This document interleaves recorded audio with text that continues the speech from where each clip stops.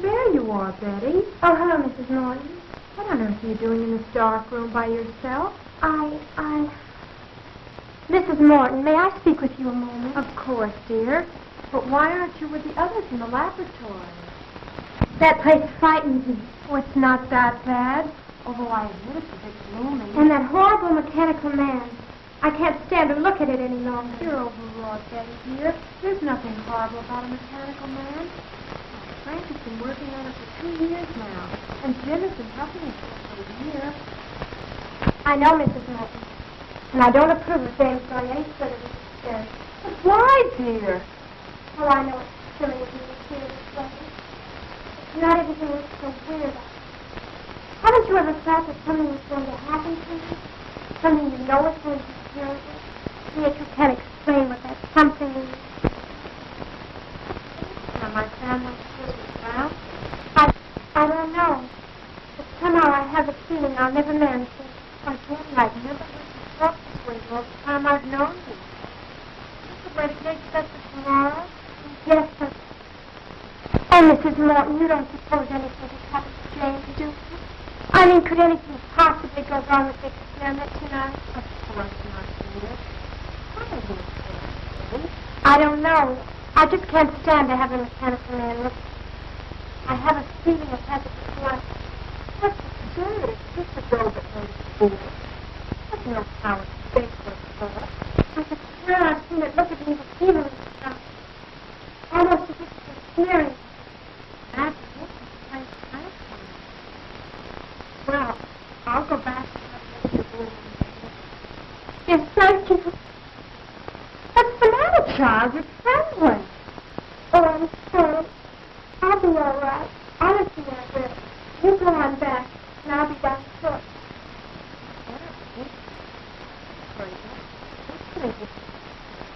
I'm sorry, Mrs. West. I'll be my brother. You go on. That's it. Going down. Oh, Jimmy, what am I going to do? What am I going to do?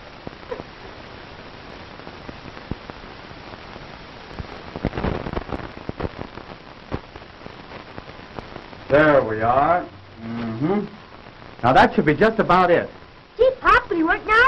I hope so, son. Oh, Uncle Frank, are you going to make him walk? Yes, in a few moments, Janet. Oh, I'm so excited. Good.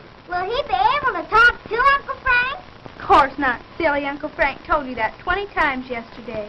No, Mary's right, Janet. You see, this is just a mechanical man. He won't be able to talk. That's about the only thing he won't be able to do, though, Janet. You're right, John. The doctor's mechanical man will be able to do about everything a human being can do, except talk. How do you feel now that your work is about completed, Frank? Wonderful, Jane. And I want to thank all of you for standing by me. You've all been a great help. And without you, I don't know what I'd have done. Well, it isn't every day that one has a distinguished brother who invents a mechanical man. And I certainly appreciate the opportunity you've given me, Dr. Morton, by allowing me to assist you in the experiment. That goes for me, too, Dr. Morton. Well, I've learned more in the past month than any of my college classes taught me. You're all very kind, but our work isn't finished yet. We still have a few more things to do, and then we'll all know whether our time has been wasted or not. I'm afraid Betty doesn't share our enthusiasm for the mechanical man, Doctor. Yeah, and she was crying when she left. How do you know? I saw her and she had her handkerchief up to her eyes. Crying? No, what on earth for? The girls are right, Dr. Morton.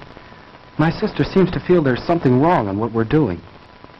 But that's foolish. There's nothing to be afraid of. I know, Dr. Morton, but Betty is a very sensitive girl. She feels that we're exceeding our limits. I'm sure she'll feel differently when she sees the results. Perhaps I'd better go to her. No, James. I know my sister pretty well. It'd be better to leave her alone for the time being. When are you going to time out, Pop? Patience, son. Patience. Now, so hand me that iron, John. This one? Right.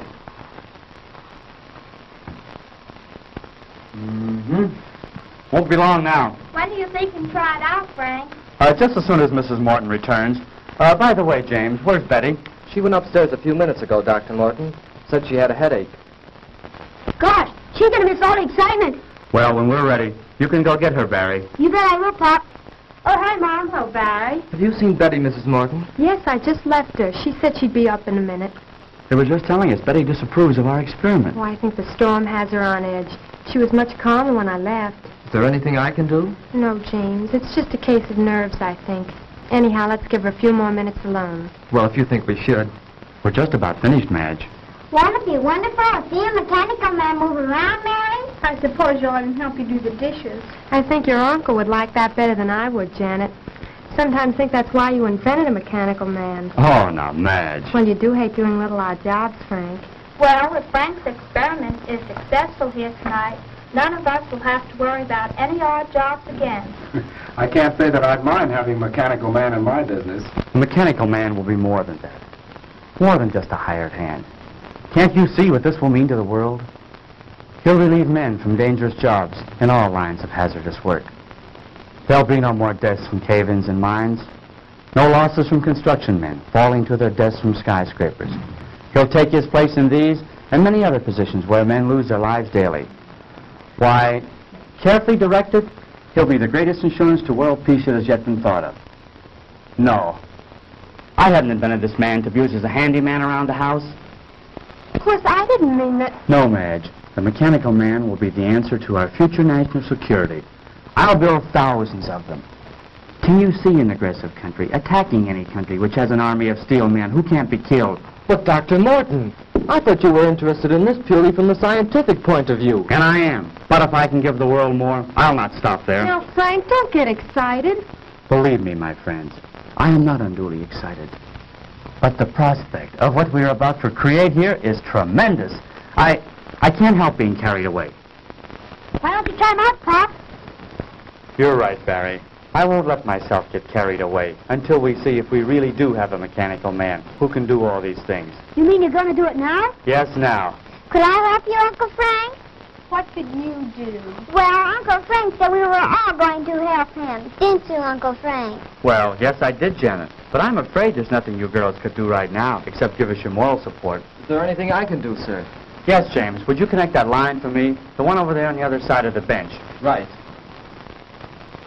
And, John, if you hold this left arm in place, we'll make that final adjustment we were about to make before Mrs. Morton come in. Higher.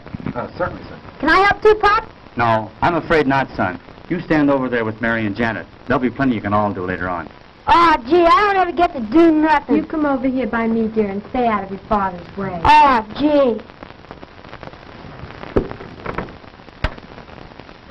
I think we've got it. That should do it, Dr. Morton. Well, I guess that just about gets it, sir. Good, good. Now we'll see if all our work has been in vain. Here, give me a hand. Oh, Betty. We didn't see you come in, my dear. Darling, you look so pale. I'm all right, Jim. I've been worried about you, but Mrs. Morton said to leave you alone for a few minutes. Yes, I'm afraid I've been behaving rather badly. Everything seems to be getting on my nerves now. Well, everything will be all right now, Betty. I'm glad you're here. We're just about to prove our experiment. Dad can make them walk, Betty. That's fine, Barry. I'll be with you in a moment, dear. Please go on. Don't let me interrupt your work. Come over here by me, dear. All right. Now, James, if you throw the switch up there. Right.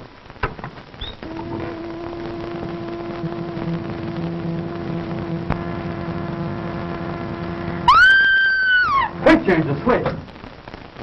What is it, Betty? Tell us. It moved. It moved. Yes, I know. I was just about to set the man up and start him walking. But did you see that expression in his face? No. No, I don't know what you're talking about. There's no expression in his face, Betty. He's just a mechanical man. But he looked at me. I swear he was staring at me. There now, dear. You're all upset again. Come with me. Oh, I'm sorry, but I... Better take her upstairs, Madge. Give her a sedative. I will, Frank. Come with me, dear. All right. Shall I come along? No, James. I think it's better if we go alone.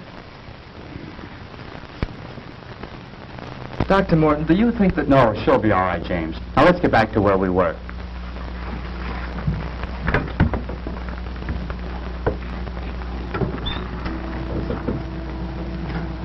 Hey, Pop, he moved. I believe it's working, Dr. Morton. Oh, Frank, he does move. He does. Mary, let go of my arm. You're pinching me. Isn't it wonderful? He moved. He really moved. Now we'll see how he reacts to my directions. Oh, Frank, he almost seems human. Yes, this exceeds my wildest hopes. He's strong, too. Just feel the resistance in his arm. I can see what Betty meant now. I could swear I saw him sneer just then. That's nonsense. This is a man of steel, John. He has no mind, no willpower of his own. You're all overwrought. As you know, he's controlled by voice impulses. Take one step forward. Wonderful. Wonderful. Now walk forward. Return to the bench. I said return to the bench. Stop him, James. Back. Back to the bench. Oh, so that's the way you want it.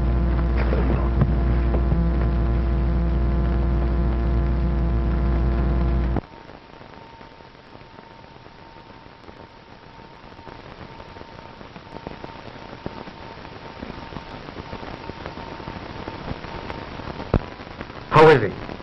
Just seems to have had the wind knocked out of him.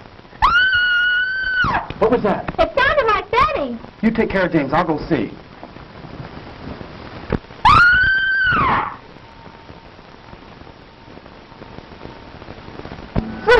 Frank! Madge, what is it? Oh, it was terrible, terrible. The mechanical man. What about him, Mrs. Morton? He came into the room where Betty was resting. Go on. And he scooped her up in his arms and he carried her up. I came running down here as fast as I could. Come on, John. We've got to stop that thing. Yes, sir. Oh, what have we done?